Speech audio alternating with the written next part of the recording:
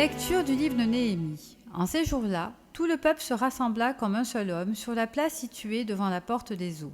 On demanda au scribe Esdras d'apporter le livre de la loi de Moïse que le Seigneur avait prescrite à Israël.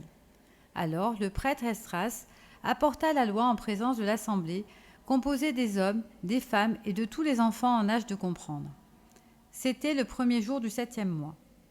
Esdras, tourné vers la place de la porte des eaux, fit la lecture dans le livre depuis le lever du jour jusqu'à midi, en présence des hommes, des femmes et de tous les enfants en âge de comprendre.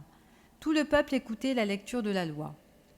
Le scribe Esdras se tenait sur une tribune de bois construite tout exprès.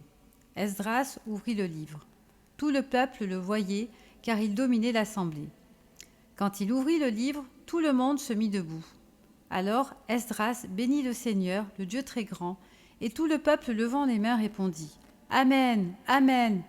Puis ils s'inclinèrent et se prosternèrent devant le Seigneur, le visage contre terre. Les Lévites expliquaient la loi au peuple, pendant que le peuple demeurait debout sur place. Esdras lisait un passage dans le livre de la loi de Dieu, puis les Lévites traduisaient, donnaient le sens et l'on pouvait comprendre.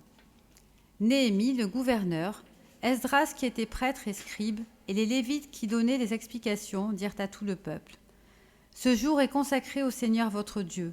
Ne prenez pas le deuil, ne pleurez pas. » Car ils pleuraient tous en entendant les paroles de la loi.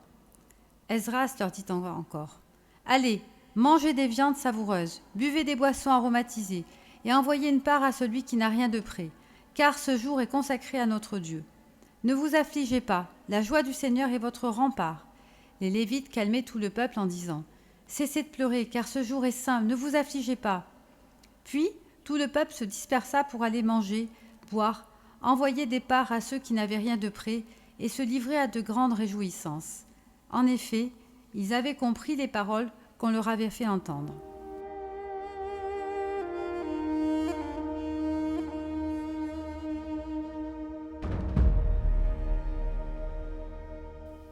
Évangile de Jésus-Christ selon saint Luc.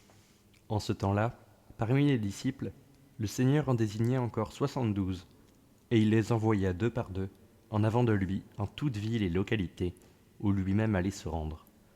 Il leur dit : La moisson est abondante, mais les ouvriers sont peu nombreux. Priez donc le maître de la moisson d'envoyer des ouvriers pour sa moisson.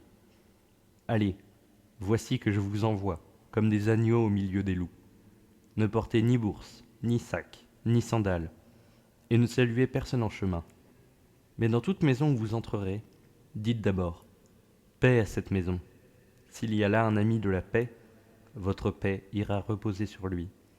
Sinon, elle reviendra sur vous. Restez dans cette maison, mangeant et buvant ce que l'on vous sert, car l'ouvrier mérite son salaire. Ne passez pas de maison en maison. Dans toute ville où vous entrerez, et vous serez accueillis, mangez ce qui vous est présenté.